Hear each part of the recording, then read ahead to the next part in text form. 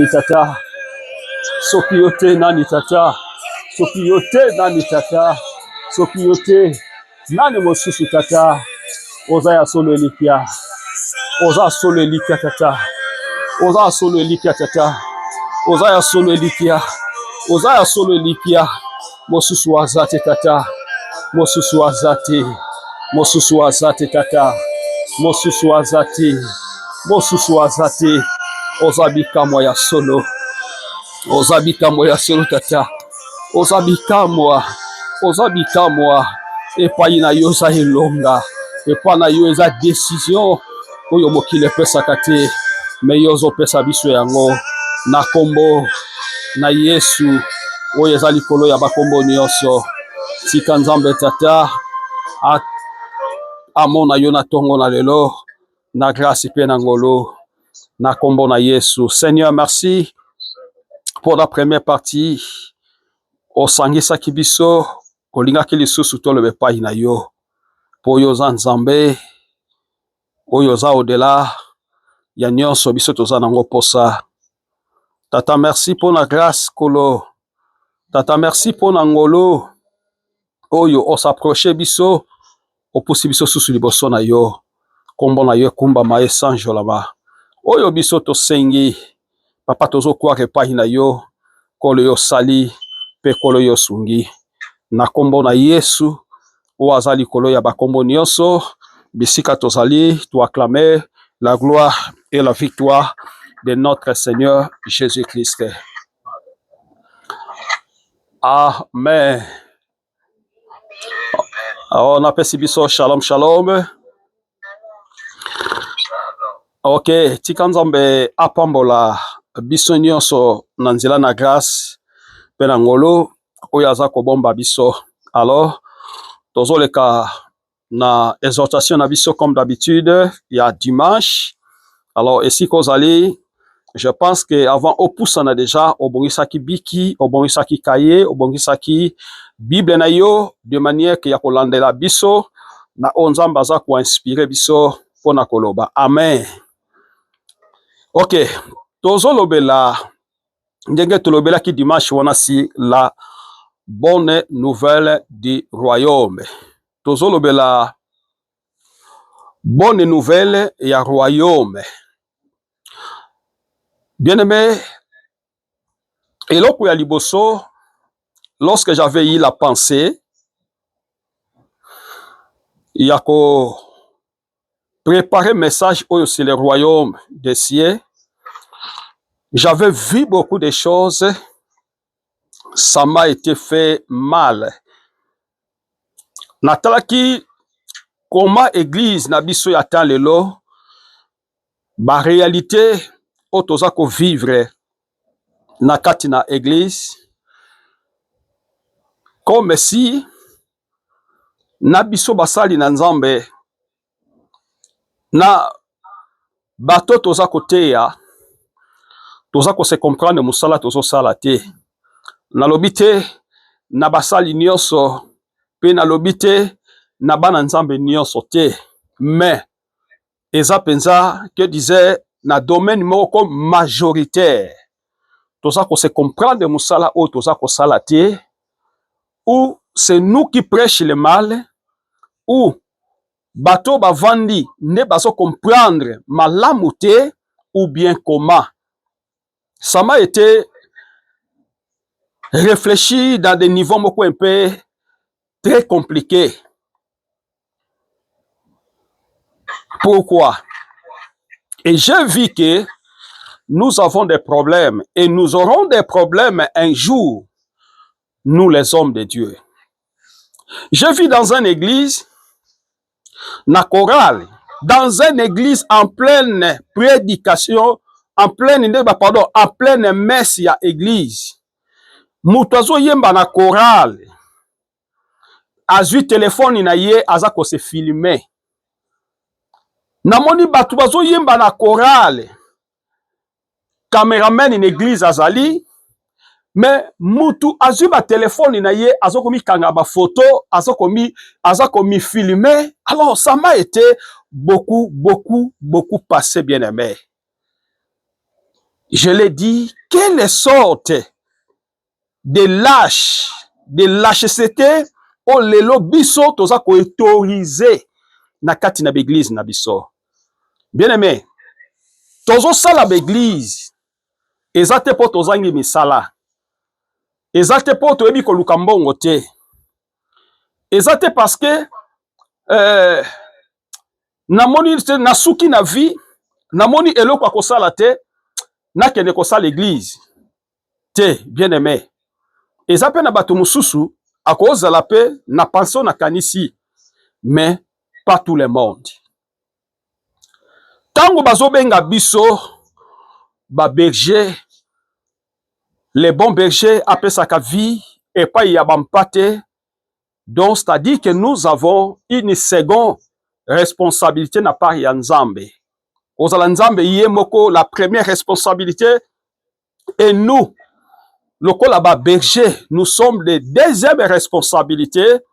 O Nzambe asali biso ngolu, asali biso grâce, apesi biso maloba, apesi biso réflexion divine ya koyeba kolimbola maloba na Nzambe de manière que bato biso pe ba oyo bazo yoka bayeba kotia yango na kati na misala.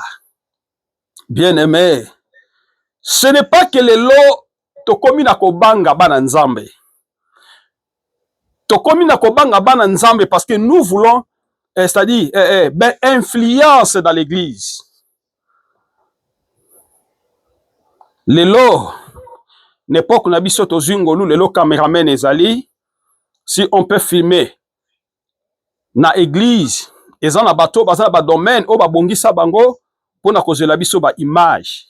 Soko za na posa image senga bakopesa yo, mais okamata yo sur téléphone ovandi na ban oza ko filmer oyo pe kuna moni abani komi filmer ye moko nanu na kati église avandi. Bien aimé, ça ce sont des présenteries, ce ne sont pas des évangiles ou des églises, c'est que Jésus-Christ cherche. Voilà pourquoi que dans tous ces pensées,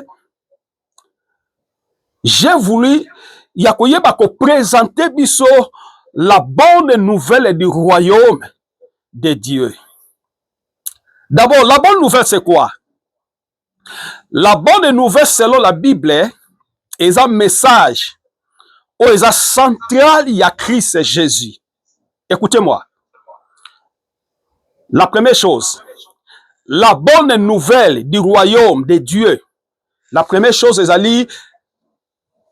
un message moko, est un central seulement on parle de Christ Jésus. C'est-à-dire, on parle ses réalités et ses effets historiquement, et on parle aussi les spiritualités de Christ Jésus pendant tout ce temps. Oyo ayebaki kozala na kati na se na moi, et puis on parle objectif na ye ezalaki nini, ou bien importance ya message na ye ezalaki nini. C'est ça qu'on appelle la bonne nouvelle. Eza ko se signifie biso sali. Sali pe eza ko mema biso na relation oyo tozalaki nango na Nzambe. Christ Jésus aye po ayeba ko restaurer yango. Voilà. Eloko Jésus ayaki na se na moi. Soki na kati na l'église na biso, nous les responsables, nous prêchons la bonne nouvelle. Toza ko présenter Jésus. Message na ye ya sali. Et pourquoi Jésus ayaki?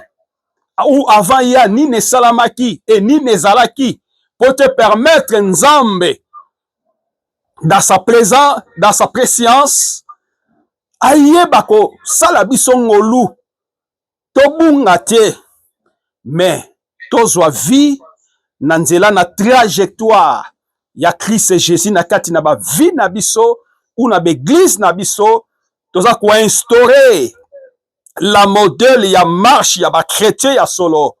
Bien aimé, il y aura la différence dans nos églises. Pe tokoye bandenge nini, tokozala malamu, kobatela liloba nzambe oyo bapesi biso pe relation oyo biso Christ ayaki ko restaurer pona humanité mobimba.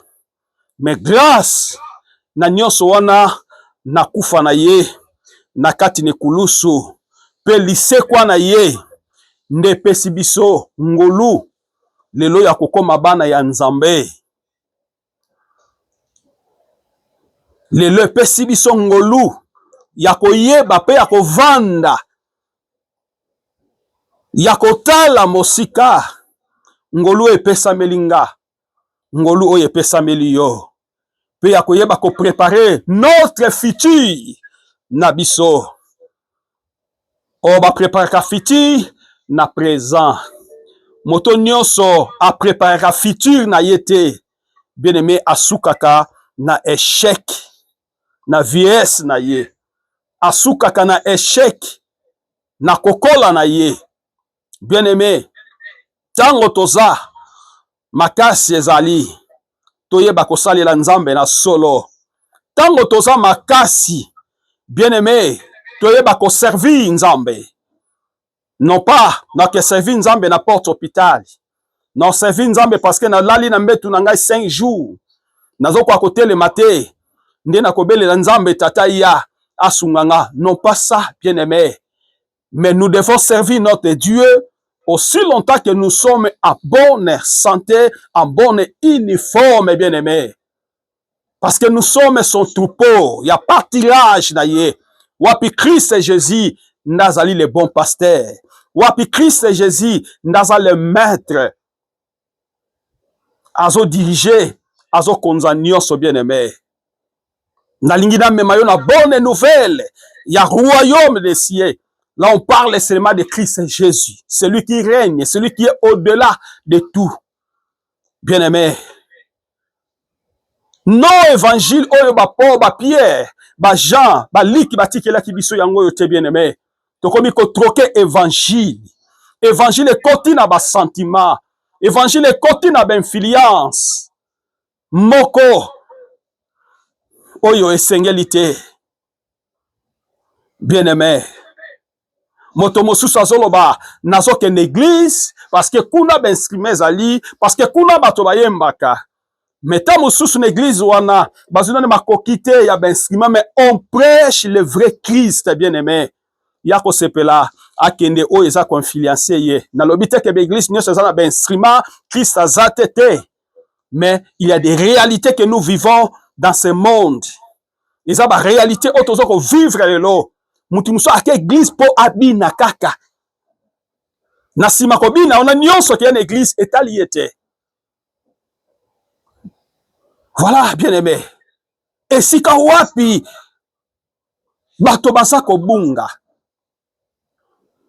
Menzamba azoba mokolo moko akoyeba kotuna biso babateli bampate par rapport ya travail oyo apesaki biso. Voilà pourquoi natalisio bilembo ya bonne nouvelle centrale nango eza on parle de Christ Jésus dans sa totalité. Bazo kamata Yesu ba mélanger ye na biloko mosusu te. Bien-aimé, lelo j'étais devant télévision nazotala mosali na Nzambe moko na Brazzaville. C'est un prophète, soi-disant prophète. Et maman moko azaki na ba problème na kata libota na ye. Ayebisi ekeli ba problème ozo na kata libota no eza bana misatu yo za na bango. Aussi longtemps bana misato baza na vie yo kozalaka tranquillité. Mama moteme suki mama abomi bana misatu wana bien-aimé na kofina ne ba finaka mutu na kingo asanzi makila mobesu misatu bakufi. Bien-aimé sami na Congo Brazzaville. Natali yango lelo bien-aimé. Parce que le prophète l'a dit que ba étape ya vie ozo passé makambuto ozo passé et ça banana yo bien-aimé. Non bien-aimé, ça c'est quelle sorte ya évangile bien-aimé. Évangile balakisa kibiso yango wana te. Évangile yo ba porte batikela kibiso yango te. Évangile otozo tanga na Bible yango te otoza komona lelo. Bien-aimé, la prophétie ne mènera jamais dans le royaume des cieux. Prophétie que mema mutu moko te na bokonzi na lola. Eloko ke memo na bokonzi na lola o changer, o transformer motema na yo. Motema ne koma sincère na nzambe. O eza mutu ya yango wana bien-aimé. To se donner na ba futilité na kati na l'église. Moto nyonso akomi na posa ya mbongo. Moto nyonso akomi na posa eloko moko, soit fait eloko moko bien-aimé. Voilà pourquoi tokomi ko, ça dit ko bebisa oyo eza malamu nzambe asa ko bongisela biso. Ok, dans la bonne nouvelle, eza na ba message oyo Christ ayaki po aiba ko restaurer mokili en ce qui concerne les péchés et pourquoi pas la justice. Évangile bien-aimé, eza ko signifier biso la bonne nouvelle, sango malamu. C'est ça l'évangile, sango malamu. Tango tozo kende na ba église, tozo kende po bate ya biso, sango malamu. Et puis sango malamu wana échanger, parce que ezali, ça dit que koyoka ya malamu, sango bayeli yo ya malamu. Mais o eza ko ça dit ko déranger vie na yo te. Eze memo na ba inquiétude était bien-aimé. Lelo bato bakabwani na ba famille suite ya ba parole, suite ya ba sali na nzambe, suite ya ba prophétie, suite ya ba message à lokuta. Mais Bible lobi prophétie nyonso ba eprouvaka yango po yeba o eza vrai ou le faux. Nga so yebi singa prophétie, no singa message linga ya prophétie, je dois l'examiner. Nakoboya te na kondima te, mais je dois me nakotika la par rapport actif na message yo yenango. Parce que j'ai l'esprit et l'esprit me dira ça c'est vrai ou ça ce n'est pas vrai. J'en nie pas la prophétie, mais attention, Nathan Otozali, la prophétie est à dérouter bato ebele. La prophétie est à détruire l'église. La prophétie est à séparation même il y a ba famille. Bato baza activité. Bato baza sans esprit, sans manière, sans discernement. Bazo kuya na makambo ya salité. Mais Christ est là qui biso évangile. Pour évangile des bonnes nouvelles. Ou est à restaurer biso. Et un message ya Christ. Et Christ est en ayaki pona ko prêcher biso. Pona ko lakisa biso ke bokonzi na papa ezali. Bokonzi na papa ezali. Tozo Marc chapitre 1 verset 15. Marc chapitre 1 verset 15. Nouveau Testament.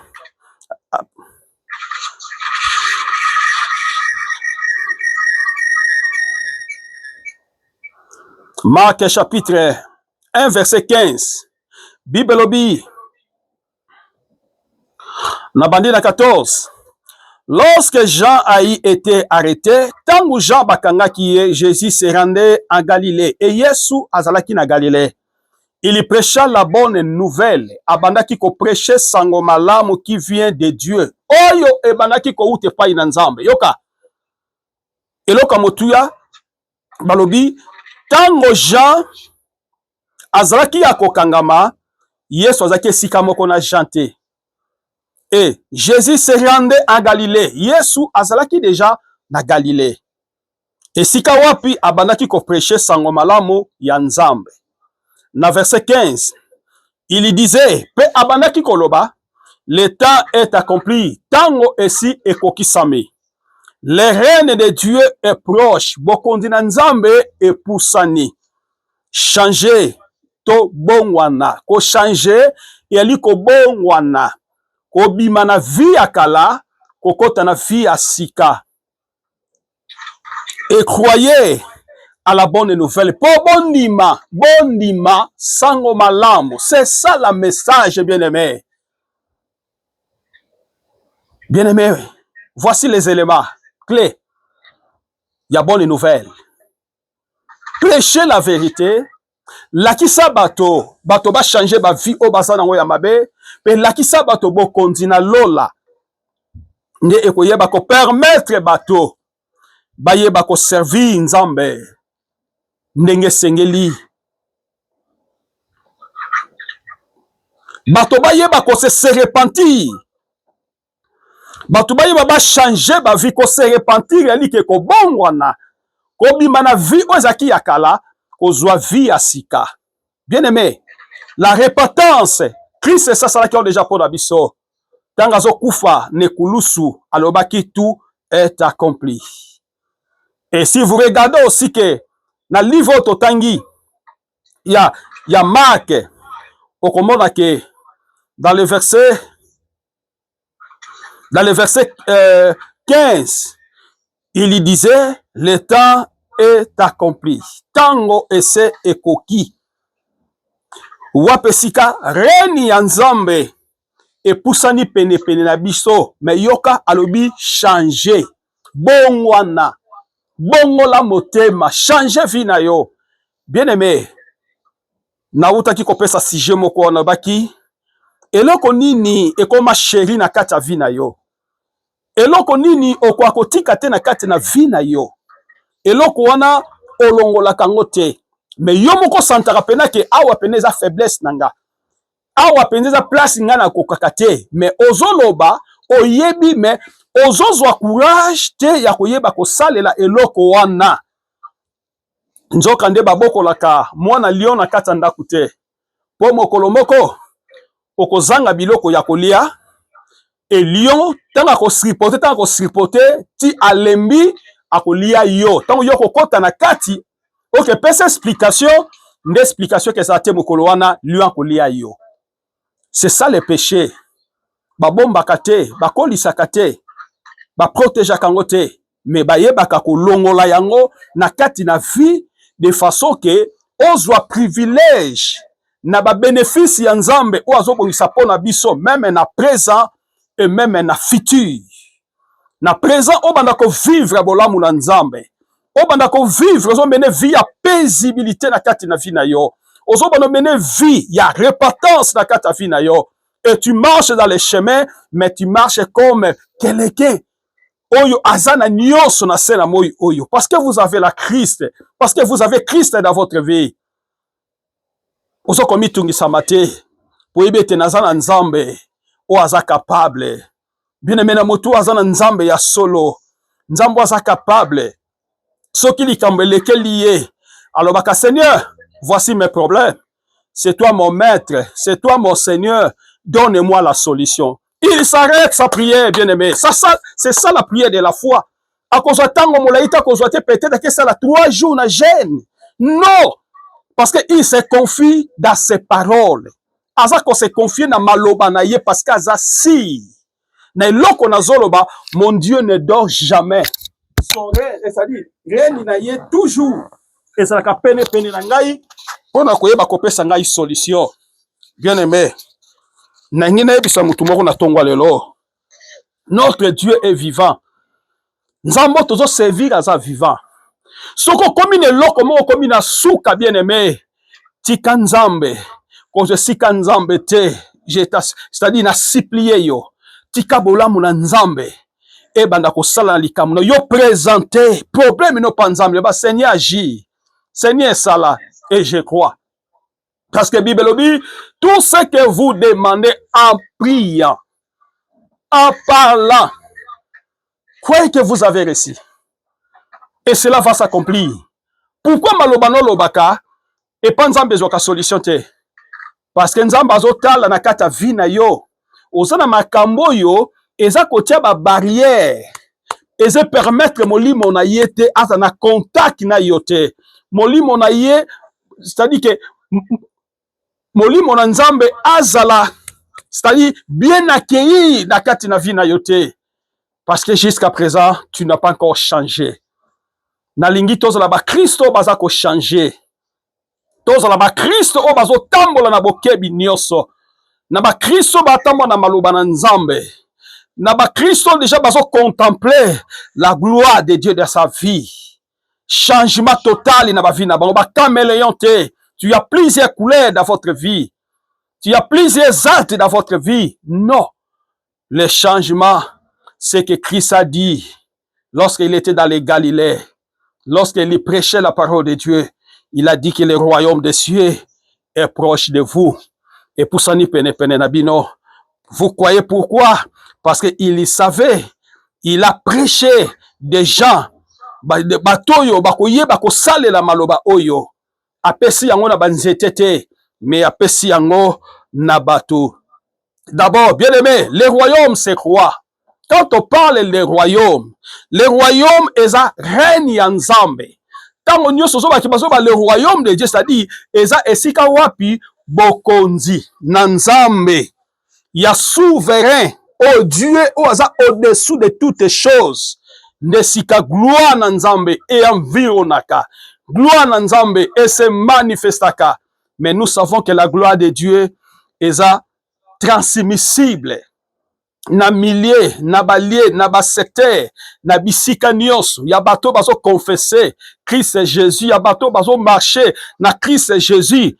Bazan opportunité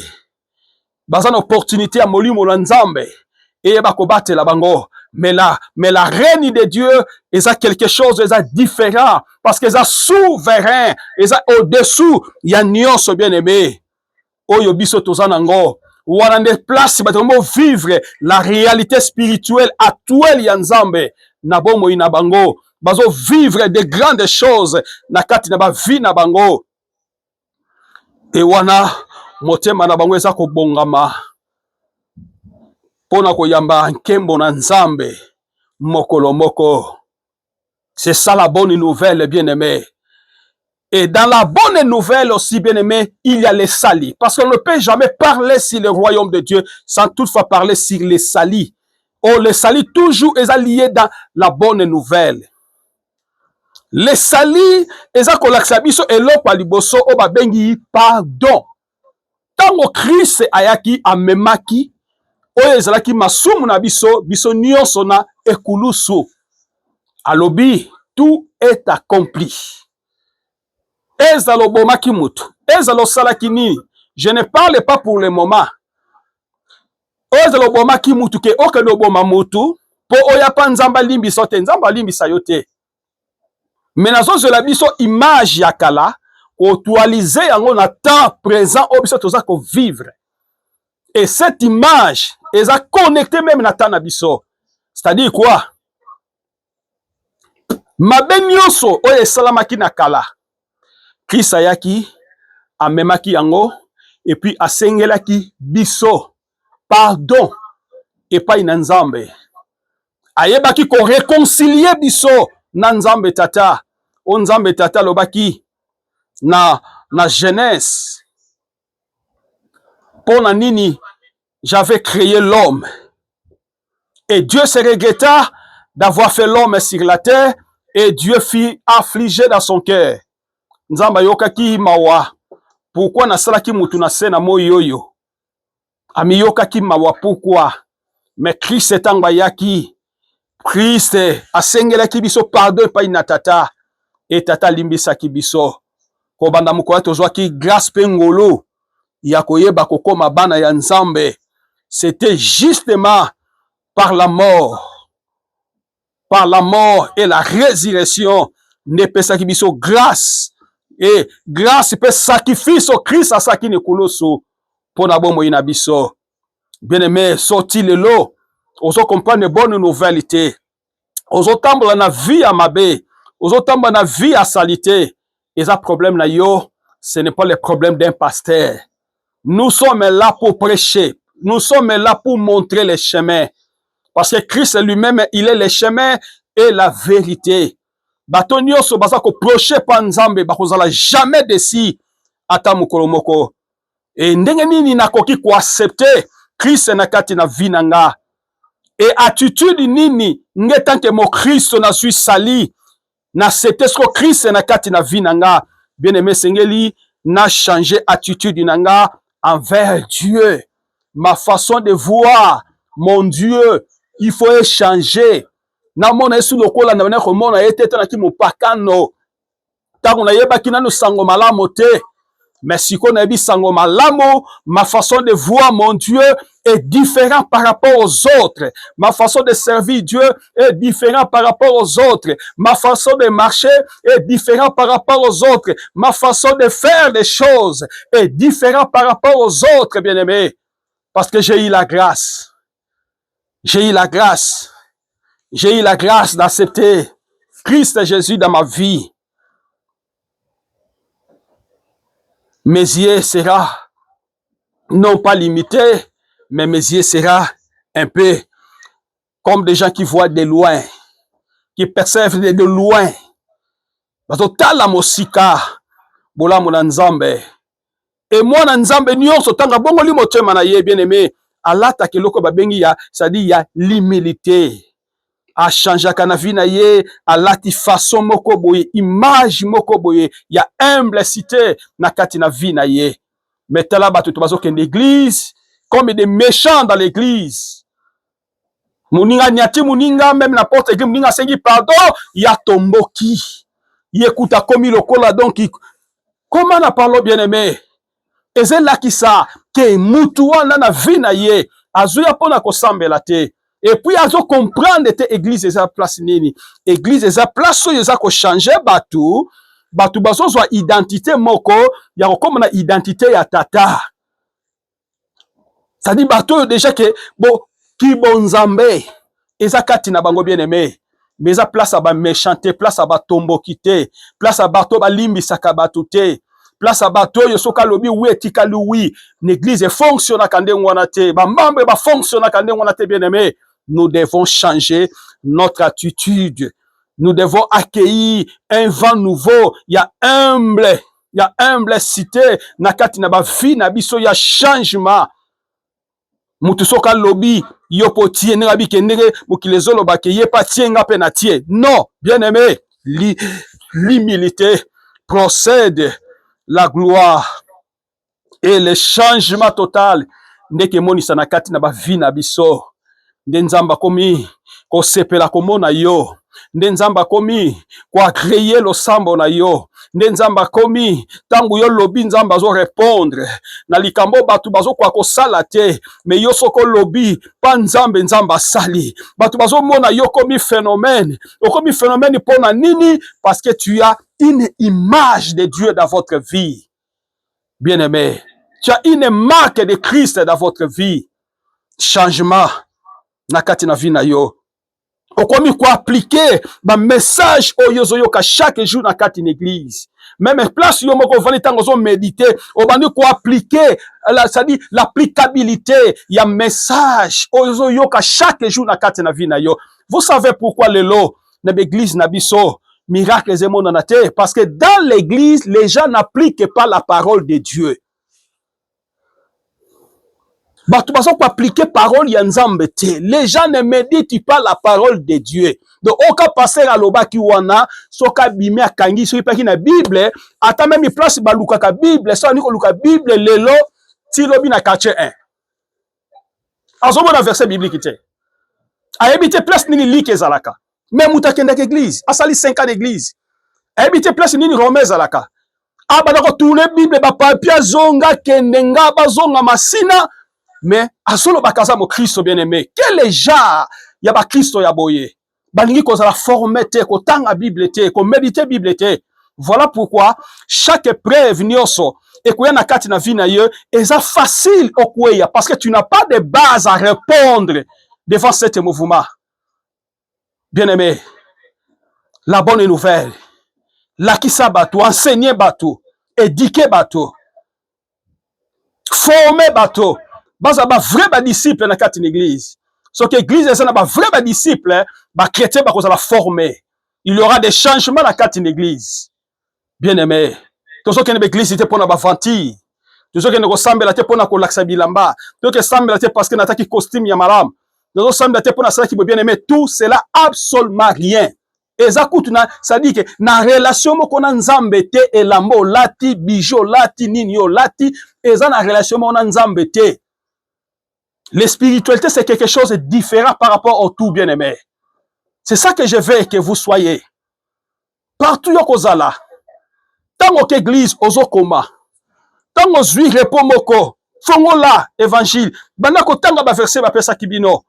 Et Dieu va vous aider. Et lelo tozu bangolu. Même belé na ba télévision. Yakolanda bato basa côté ya bien-aimé. Tu peux passer ton temps. Il y a des prédications, il y a différentes églises. On a ça la comparaison parce que vous avez l'esprit. Ça, il faut Continuez. Bien-aimé, voilà, Jacques Yaba chrétien. Oyo bazosala c'est-à-dire applicabilité te ya parole ya Nzambe. Ndenge ni Mokristo ni wana ko c'est-à-dire akobaki yaza chrétien. Donc azokwa même pas ko réciter même un deux versets bibliques na kati na Bible. Ayebi yango te. Mais il est là chaque jour na kati na église. Quel genre ya bandimi ya boy? Importance ya message ya Christ ezalaki pour prêcher la bonne nouvelle. Christ azalaki mandaté oyo papa tindelaki biso étant que ba disciple pour toyeba ko proclamer. Voilà pourquoi il a dit au Matthieu, allez de fête de toutes les nations mes disciples. Tokende ko panza sango malamu biso zamba ndako na biso tosali l'église te nasangisi batu te mais naza na kati ndako nanga lokola naza ya Nzambe na eloko na Nzambe, je ne peux jamais les garder bien que ba possibilité permettre nga na noter ya koluka esika, mais là où je suis je fais l'évangile de Dieu. Nazo sala musala na Nzambe. Et je sais que les gens croiront non pas à moi mais à la parole de Dieu. Tango baso croire maloba oze bimakati nanga et mon Dieu aussi akotika nga lolenge da sate. Parce que nous sommes des gens qui ont besoin de changer chaque jour. Yaba vie na biso. Chaque jour, Nzamba lobelaka biso. Chaque jour, Nzamba changeaka ba vie na biso. Pas question de présenter la bonne nouvelle. Et qui salobaki, lorsque l'évangile sera prêché dans le monde, ça sera la fin du monde. Bien-aimé, Moutako Sayote, nous sommes dans la fin du monde. Tuzana suka ya mokile. Matthieu dit, bokoyoka ba guerre.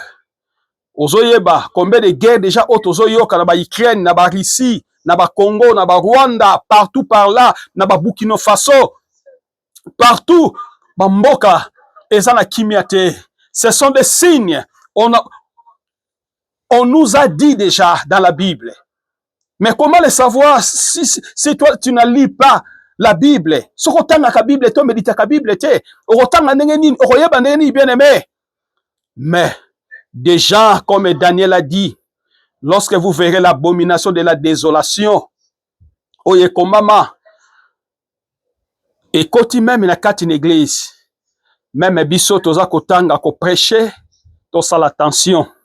Voilà ce matin que le message que Dieu m'avait confié de vous présenter la bonne nouvelle du royaume de Dieu. Prépare-toi chaque jour de se rencontrer avec ton Dieu, de rencontrer avec ton Dieu chaque jour de votre vie.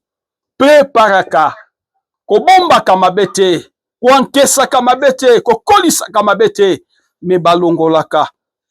Oeza Nzambe te. De manière que grâce na Nzambe tata emonisa makati na biso. Tika mutu moko abetela nkolo maboko na tongo na lelo po aza malamu po na biso. Esika ozali kanga misu toza kobondele pa Nzambe loba Seigneur na silisi déjà presque année parce que j'ai la foi, tu m'aideras ya kokota na 2026 etikali 2 semaines na lingi kimia na bomoi nanga na libota nanga na bana nanga na bandeko nanga ezala teke tokomi na fête tolanisi biso sango fulani akufi mutu moko asali bote tata. Je ne veux pas ça, mais je veux que la paix, kimia, la prospérité et régner na kati na famille na ngai. Tobondeli biso nyonso na kombo na Yesu Masia oaza au-delà de toutes choses. Bondele sikozali.